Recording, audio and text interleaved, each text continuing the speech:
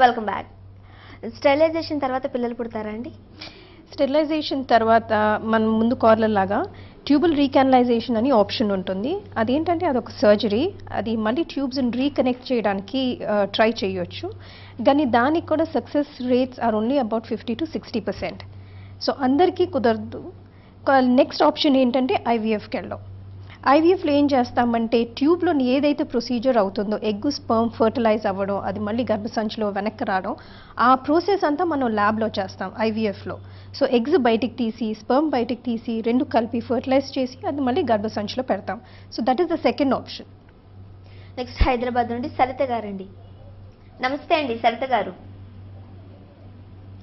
సరిత గారు హలో అండి. హలో అండి, డాక్టర్ గారు ఉన్నారు, మాట్లాడండి. మీ ప్రాబ్లం ఏంటో చెప్పండి. సరేనండి. హలో డాక్టర్ గారు. గుడ్ ఆఫ్టర్నూన్ అండి, చెప్పండి. నమస్కారం అండి. నమస్కారం. నాకు మ్యారేజ్ అయ్యి 1 year అయిందండి. ఓకే. నాకు 3 years క్రితం ఓవరీలో సిస్ట్ వచ్చిందండి. సిస్ట్ వస్తే ఆపరేషన్ చేసి లాప్రోస్కోపీ చేసేసి తీసేశారు. ఓకే. మళ్ళీ 5 months మళ్ళీ కడుపులో నొప్పిలాగా వస్తే చూపించుకుంటే మళ్ళీ వచ్చిందన్నారు. అప్పుడు కొన్ని రోజులు మెడిసిన్ వాడాను. ఓకే. మళ్ళీ తర్వాత కూడా మళ్ళీ ఇక తగ్గలేదు అప్పటికి.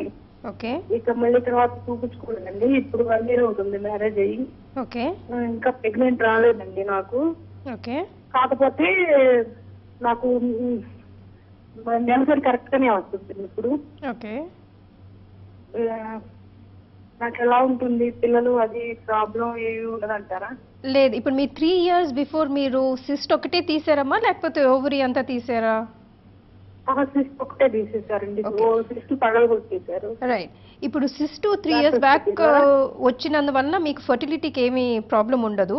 ఈ సిస్ట్స్ అనేవి చిన్నవైతే వస్తూ ఉంటాయి పోతూ ఉంటాయి. దాని గురించి మనకి ఫర్టిలిటీ ఇష్యూస్ ఏమి ఉండదు. రెగ్యులర్ పీరియడ్స్ వస్తే మీకు రెగ్యులర్గా మీరు కలిస్తే స్పర్మ్ ప్రాబ్లం ఏమీ లేకపోతే డెఫినెట్గా ఫర్టిలిటీకి హై ఛాన్సెస్ హైగా ఉన్నాయి. కానీ 1 year అయిపోయింది కాబట్టి ఈ 1 year కలిసి మీరున్నారు, 1 year ట్రై చేస్తున్నారు, ట్రై చేసిన తర్వాత కూడా పిల్లలు పుట్టకపోతే మరి టెస్టులు చేయడం ఇంపార్టెంట్ అమ్మా. ఇప్పుడు హార్మోనల్ ఇంబ్యాలెన్స్ ఏమైనా ఉందా, ట్యూబ్స్ ఓపెన్గా ఉన్నాయా లేదా, ఇంకో లాస్ట్ టెస్ట్ ఏంటంటే స్పర్మ్ అనాలిసిస్. ఇవన్నీ చేయించుకుంటే మంచిది. దాన్ని బట్టి మనం నెక్స్ట్ స్టెప్ ఆలోచించవచ్చు. ఓకే అండి. నెక్స్ట్ కాలర్ లైన్లో ఉన్నారు, మాట్లాడదాం. నమస్తే అండి సంధ్య గారు. అవునండి. సంధ్య గారు, డాక్టర్ గారు ఉన్నారు, మీ ప్రాబ్లం ఏంటో చెప్పండి. Hello madam. చెప్పండి సంధ్య. మేడం నా పెళ్ళి 3 సంవత్సరాలు అవుతుంది. ఓకే. అయితే ఫస్ట్ 5-6 నెలలకి ప్రెగ్నెన్సీ వచ్చింది. ఓకే. వస్తే బాబుకి 5-6 నెలలు వచ్చినాక స్కాన్ తీసి కిడ్నీలు మంచిగా లెఫ్ట్ కిడ్నీ బాగాలేదని చెప్పేసి ఓకే బాగాలేదు తీసేయాలని చెప్పారు. తీసేసినాం. ఓకే. మళ్ళీ ఒక నార్మల్ గా పడిపోయింది. తర్వాత మళ్ళీ ప్రెగ్నెన్సీ వచ్చింది. ఓకే. వచ్చి ఒక 4 months చూపించుకున్నాం. అన్ని స్కానింగ్లు తీస్తే మంచిగా ఉంది అన్నాడు. 9 months వచ్చినాక నార్మల్ అయిన తర్వాత ఆపరేషన్ చేసి బాబుని తీసాడు. మళ్ళీ బాబే. ఓకే. ఆ బాబుకి గుండెలో 3 holes ఉన్నాయి అన్నారు. ఆపరేషన్ చేస్తే బతుకుతాం అన్నారు. ఆపరేషన్ చేయలేదు మేడం, బాబు చనిపోయిండు. ఆపరేషన్ చేయలేదమ్మా? ఆ బాబుకి 3 holes ఉన్నాయి కదా, ఆపరేషన్ చేయలేదు మేడం. ఓకే, సరేనమ్మా. బాబు చనిపోయిండు. ప్రతిసారి ఎట్లా ఎందుకు అవుతుంది? మాది మేనరికం కాదు మేడం. అలా మేనరికం కాదా? కాదు మేడం, బయట సంబంధం. ఫస్ట్ ప్రెగ్నెన్సీలోని బాబుకి కిడ్నీ ప్రాబ్లం అన్నారు కదమ్మా? అవును మేడం. ఓకే. ఇప్పుడు సెకండ్ ప్రెగ్నెన్సీలోని హార్ట్లోని హోల్ ఉందని చెప్పారా? హార్ట్ లో 3 holes ఉన్నాయి మేడం. సరే, ఇప్పుడు ఏంటంటే ఇది మళ్ళీ అంటే సేమ్ కండిషన్ మళ్ళీ రికవర్ అవ్వట్లేదు కాబట్టి అది దానికి ఏదైనా స్టాండర్డ్ కాజ్ ఉంటుందని చెప్పడానికి మాత్రం మాకు లేదమ్మా. చేయడం ఏంటంటే మనకి స్పెషల్ స్కాన్స్ ఉంటాయి. 16 weeks నుంచి మేము స్కాన్స్ చేస్తూ ఉంటాము. బేబీ కిడ్నీస్ ఎలాగుంటాయి, హార్ట్ ఎలాగుంటుంది, స్టమక్ ఎలాగుంటుంది, స్పైన్ ఎలాగుంటుంది, ఇవన్నీ మేము ముందు నుంచే 4th, 5th month స్కాన్స్ నుంచే మేము దగ్గర నుండి జాగ్రత్తగా చూసుకుంటూ ప్రెగ్నెన్సీని మనం మేనేజ్ చేయాలి.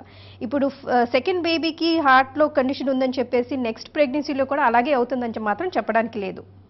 నెక్స్ట్ కాలర్ లైన్లో ఉన్నారండి. నమస్తే అండి, మీ పేరు? హలో. నమస్తే మేడం. మీ పేరండి? నా పేరు Ramu madam. Good evening madam. Okay, doctor గారు ఉన్నారు, మీ ప్రాబ్లం ఏంటో చెప్పండి. క్లియర్గా లేదండి మీ వాయిస్. మేడం చెప్పండి మేడం. మీ వాయిస్ క్లియర్ గా లేదండి. మేడం నేను బయట ఇక్కడ వచ్చేసి మా వరండాలో నేను కూడా చెప్పండి. మేడం వచ్చేసి మా సిస్టర్స్ ఉంది కదా మేడం. హలో హలో చెప్పండి అమ్మా. హలో. ఓకే, కాల్ డిస్కనెక్ట్ అయిందండి. ఇంతకుముందు కాలర్ చెప్పారు మాది మేనరికం కాదు అని. ఈ ఫర్టిలిటీకి సంబంధించి జెనెటికల్గా కానీ లేకపోతే హెరిడిటరీ వల్ల కానీ క్యారీ ఆన్ అవుతుందండి, లేకపోతే అలా ఏమీ లేదా? యూజువల్గా ఫ్యామిలీలో ఏమైనా జెనెటిక్ డిసార్డర్స్ ఉంటే మేనరికం వల్ల అవి ముందు కూడా అంటే ముందు జనరేషన్ లో కూడా వస్తాయి. పుట్టబోయే పిల్లలకి కొంచెం ప్రాబ్లం ఉంది, అంటే ఉండొచ్చు. అబ్నార్మల్ అవ్వచ్చు అని అంటారు, కానీ Correct. సంతానలేమి అనేది కలగకపోవచ్చు కదా. అది దానికి వేరే ఇష్యూస్ ఉండొచ్చు, కానీ పుడితే మాత్రం కొంచెం జెనెటిక్ డిసార్డర్స్ కొంచెం హై ఇన్సిడెన్స్ ఉంటుంది. ఓకే, అంటే సంతానలేమికి హెరిడిటరీకి రీజన్ గా చెప్పుకోవాల్సిన అవసరం లేదు. ఓకేనండి. ఇంకా లేడీస్లో ఏ ప్రాబ్లమ్స్ ఉండడం వల్ల మనం ఇది సంతానం అనేది చూడొచ్చు? ఇప్పుడు మనం ఇప్పటి వరకు మాట్లాడింది ఏంటంటే ఎండోమెట్రియోసిస్, ఫైబ్రాయిడ్స్, పాలిసిస్టిక్ ఓవరీస్ మాట్లాడుకున్నాం. The last factor is infection అమ్మ. ఏమైనా పెల్విక్ ఇన్ఫెక్షన్ వచ్చేసి దాని వల్ల ట్యూబ్స్ బ్లాక్ అయితే మాత్రం అది కూడా that is also factor for fertility. Okay, ఫర్టిలిటీకి ట్రీట్మెంట్స్ ఏమేంటి అందుబాటులో ఉన్నాయి మనకి? ఇప్పుడు ట్రీట్మెంట్స్ అనేది కాజ్ బట్టి ఉంటుంది. ఇప్పుడు పాలిసిస్టిక్ ఓవరీస్ అయితే ఉత్త మందులు ఇచ్చేసి వాళ్ళకి ఓవ్యులేషన్ అయ్యేటట్టు చూసుకొని మనం రైట్ టైంకి వాళ్ళకి కలిసేటట్టు చూసుకుంటే అదొక ట్రీట్మెంట్ అవుతుంది. దాన్ని ఓవ్యులేషన్ ఇండక్షన్ అంటారు. యూజువల్గా బిట్వీన్ 3 to 6 months మనం ఈ ట్రీట్మెంట్ ఇస్తాము. అది స్టెప్ 1. స్టెప్ 2 ఏంటంటే కొంతమంది స్పర్మ్ అనాలిసిస్లో మనకి కౌంట్ తక్కువగా ఉండి లేకపోతే మొటిలిటీ తక్కువగా ఉంటే వాళ్ళకి ఇంట్రాయూట్రైన్ ఇన్సెమినేషన్ అని అడ్వైస్ చేస్తాం.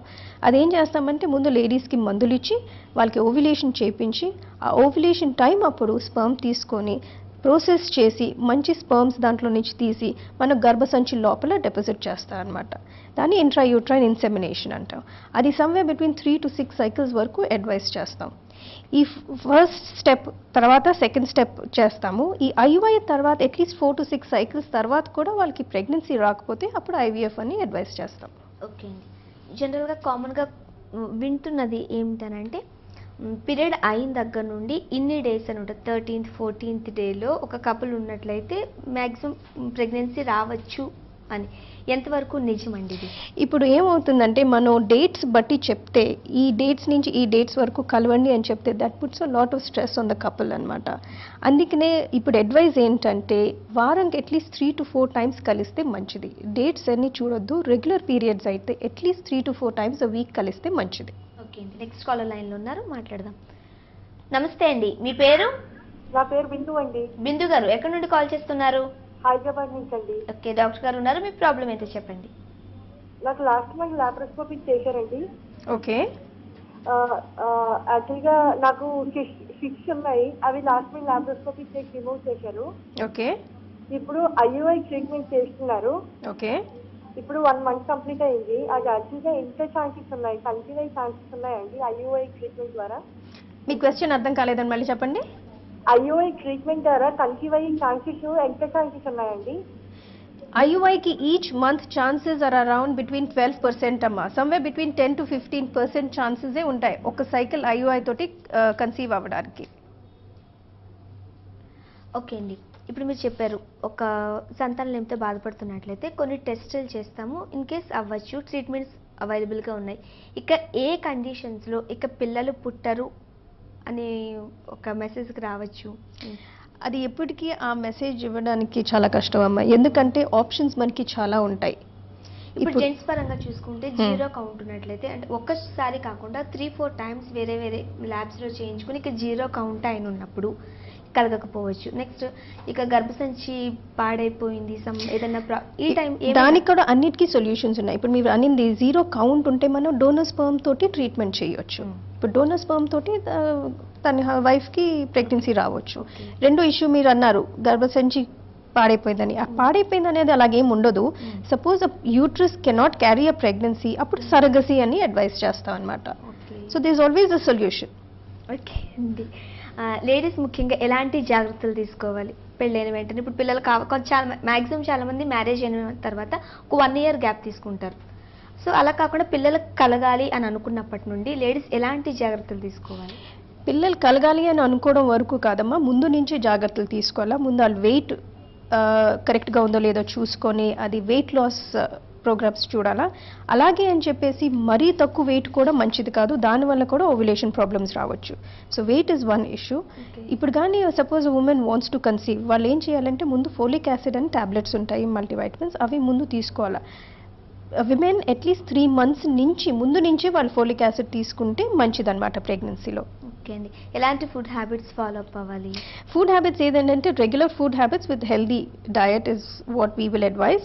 ఏదైనాను సపోజ్ ఓవర్ వెయిట్ ఉన్న, అండర్ వెయిట్ ఉన్న ఒక న్యూట్రిషనిస్ట్ అడ్వైస్ తీసుకొని వెయిట్ లాస్ ప్రోగ్రామ్ కానీ వెయిట్ గెయిన్ ప్రోగ్రామ్ కానీ అండర్ గైడెన్స్ చేస్తే మంచిది. ఓకే అండి, లేడీస్ ప్రెగ్నెన్సీ టైంలో ఎలాంటి జాగ్రత్తలు తీసుకోవాలి? అగైన్ ప్రెగ్నెన్సీ టైంలోని ఫోలిక్ యాసిడ్ ఫస్ట్ 3 months చాలా ఇంపార్టెంట్.